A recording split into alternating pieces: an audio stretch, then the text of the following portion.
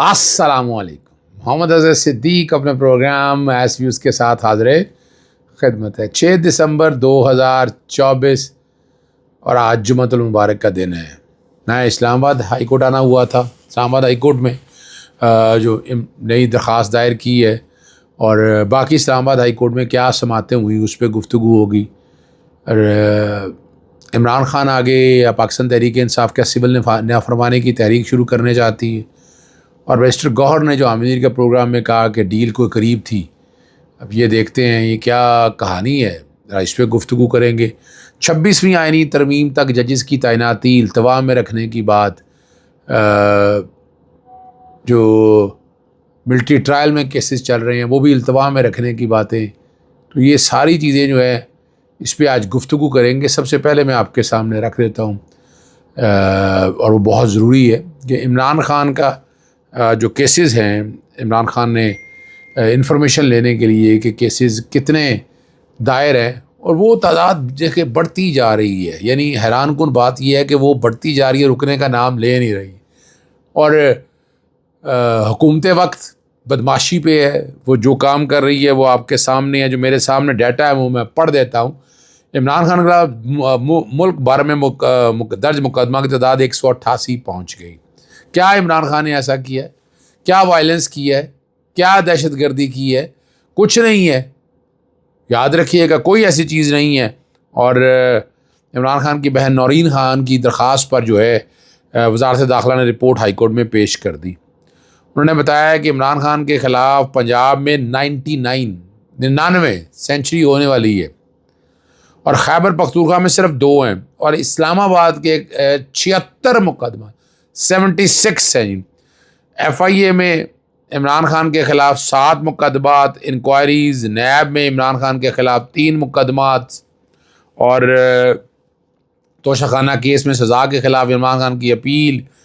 عمران خان پر اکتوبر نومبر دسمبر احتجاج کے تناظر میں بھی مقدمات درج ہوئے. یعنی جو احتجاج کیا ہے پاکستان تحریک انصاف نے اس میں بھی مقدمات درج ہوئے ہیں. یہ آپ لوگوں کو تک بتانے کا مقصد یہ ہے. اور جسٹس ارباب جہانگیر صاحب کے پاس, ارباب طاہر صاحب کے پاس عام شہریوں میں جو احتجاج کی آڑ میں لوگ پکڑنے والے ہوں اس کیس کی سماعت ہوئی.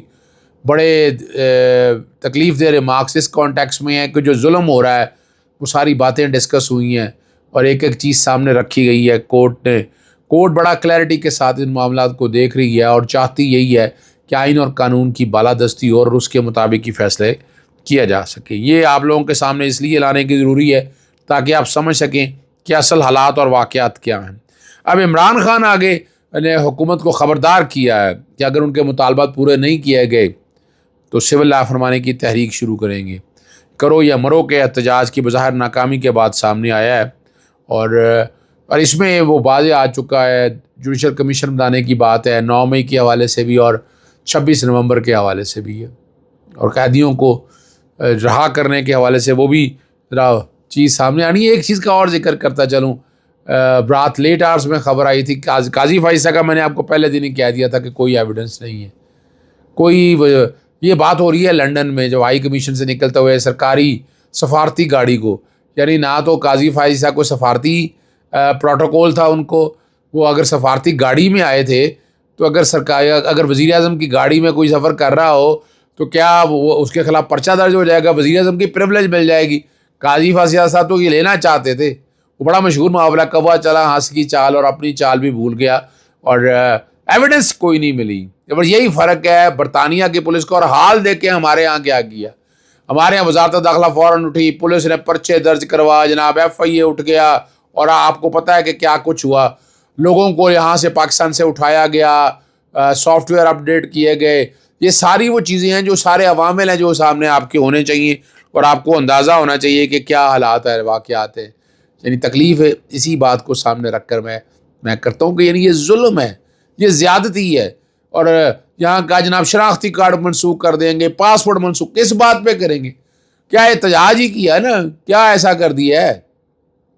لیکن وجہ ہے کہ پروٹیکشن دی جا رہی ہے نا ان کو جو فیسیلیٹیٹر تھے کسی نہ کسی شکل کے اندر, ان کو بچایا جا رہا ہے تاکہ لوگ جو باقی کام کر رہے ہیں انہیں پتا ہو کہ انہیں بھی پروٹیکشن حاصل ہے.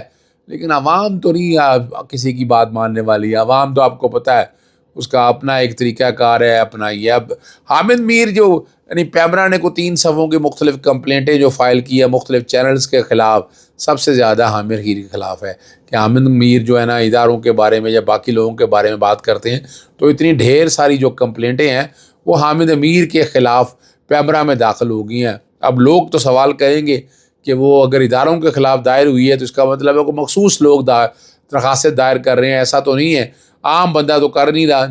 یعنی میرا جیسا بندہ پیمرا کے اگینسٹ کیا دائر کرے گا؟ پیمرا نے کیا ہے؟ پیمرا کی کارکردگی اگر شروع سے لے کر آج تک دیکھیں میں تو کوئی مطمئن نہیں ہے. یعنی کیا ٹی وی چینلز وہ رک گئے؟ یعنی آج عمران خان کا نام نہیں لیا جا رہا اور بانی پی ٹی آئی کا لفظ کہا جاتا ہے. میں بار بار کہتا ہوں تو بتائیں ذرا کہ کیا ہے. یعنی بھائی آئین اور قانون کی پاسداری کریں. آرٹیکل 19 اور 19 اس بات کی اجازت دیتا ہے، لیکن یہ سارا ظلم اور زیادتیاں ہو رہی ہیں اور یہ ہوتی رہیں گی. اب جو ایک بات جو آپ کے سامنے ہے کہ نا اور سابق چیف جسٹس وہ ضروری ہے بات کرنے والی، جوارس خواجہ نے ملٹری کورٹ میں جو ٹرائل چل رہے ہیں ان کا کہہ دیا ہے کہ وہ 26ویں آئینی ترمیم کے فیصلے کے بعد فکس کیا جائے. بات بڑی لاجک ہے. یعنی 26ویں آئینی ترمیم کے ذریعے جتنا ریپلیکیشن جتنا کام ہے اور یہ فوری تقاضا ہونا چاہیے کہ فوری طور پر اس سماعت کو مقرر کیا جائے. اور میں ہو سکتا ہے صبح جلدی سماعت کی درخواست میں دائر کروں کہ جلدی سماعت لگائی جائے اس کیس کی تاکہ اس کی ہیئرنگ ہو سکے. کوشش تو میری یہی ہوگی کہ آپ اپنا اس کی ہیئرنگ جو ہے وہ بہت جلدی سماعت ہو سکے. اور ہم کوشش تو کرتے رہتے ہیں کہ چیزیں ساری سامنے آ سکیں، لیکن آپ کے سامنے لانے کا مقصد تو یہی ہے کہ آئین اور قانون کی بالادستی ہو. ہم آئین اور قانون کی بالادستی پہ بہت یقین رکھتے ہیں اور ہم سب کو یقین ہونا چاہیے آئین اور قانون کی بالادستی کے اوپر. اور ہم حامد میر کے پروگرام میں بیرسٹر گور نے جو باتیں کی ہے کہ اور ان کی اور محمد علی سیف جو مذاکرات ہوئے تھے عمران خان کی مشروط رہائی تک پہنچ چکا تھا اور حکومت 2-3 ہفتے میں عمران خان کی رہائی چاہتی تھی. خان صاحب فوری رہائی چاہتے تھے لیکن حکومت نے رہائی سے فوری انکار کر دیا اور ڈیل نہ ہو سکی. یعنی اب یہ ایک بڑی کنٹروورسی سی چھٹ گئی ہے کہ یہ 26 نومبر اس کا مطلب ہے حکومت نے بدماشی کی نا. یعنی تو اور کیا کہیں گے اس کو ہم بدماشی ہے کہیں گے نا کہ حکومت وقت کو یہ کیا ضرورت پڑی تھی. اب کوئی سوال اس پہ پوچھے گا. اس پہ آج شیر افضل مروت سے ملاقات ہوئی، انہوں نے بھی اس بات پہ کہا کہ ابھی تک اندراج مقدمہ کی کوئی درخواستیں نہیں ہے، کوئی استغاثے دائر نہیں ہوئے. یعنی جتنے لواحقین ہیں میں نے مختلف ٹی وی چینلز میں بھی اور ہر جگہ یہی بات کی ہے کہ وہاں اگر آپ کو کرنا ہے تو آپ کو اس حوالے سے آنا پڑے گا سامنے. اندراج مقدمہ کی درخواستیں دینی پڑیں گی یا استغاثے دائر کرنے پڑیں گے. کوئی نہ کوئی تو آپ کے سامنے چیزیں لانی پڑے گی. آخر میں صرف ایک بات ہے، جسٹس سعید منصور علی شاہ نے جو خط لکھا ہے اس کی حمایت کے اندر اسلام آباد بار ایسوسیشن میں نے بات بھی کر دی ہے.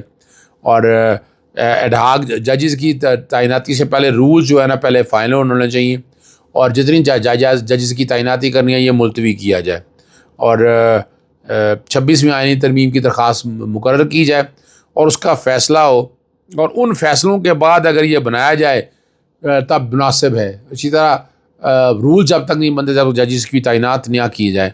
ریاست علی آزاد صدر آج میری ملاقات ہوئی تھی اسلام آباد ہائی کورٹ میں ان کے ساتھ جسٹس میاں گل حسن اورنگزیب میں، اور آخر میں عمران خان صاحب کو جیل میں معائنہ کے حوالے سے ان کو جیل میں دینے والی سہولیات کے کانٹیکس میں ایک متفرق درخواست دائر کی ہے میں نے بحیثیت چیئرمین جوڈیشل ایکٹیویزم پینل کے. اور میرا مقصد یہی ہے کہ عمران خان کی جو اس وقت کی صحت ہے، جو اس وقت پوزیشن ہے، وہ ساری قوم کے سامنے آنی چاہیے. مجھے اجازت دینی چاہیے جا کے میں عمران خان صاحب سے مل سکوں اور لیٹسٹ حالات اور واقعات قوم کے سامنے رکھ سکوں. اجازت چاہتا ہوں. السلام علیکم. اللہ حافظ. پاکستان زندہ باد.